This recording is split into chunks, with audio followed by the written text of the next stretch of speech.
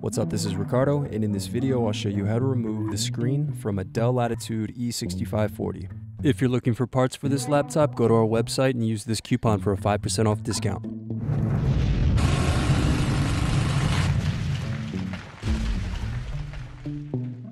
Slide tabs outward to unlock and remove battery. Then unscrew and remove hinge cap. The remaining piece is the bottom base. Then unscrew and remove corner covers.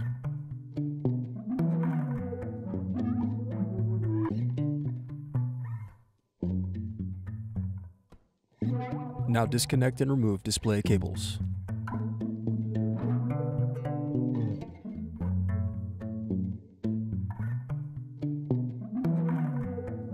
Now unscrew and remove display assembly. Now use fingers to separate and remove display bezel. Then unscrew and turn over screen. Now disconnect and remove screen.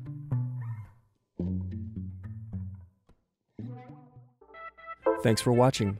Don't forget to like and subscribe if you enjoyed this video.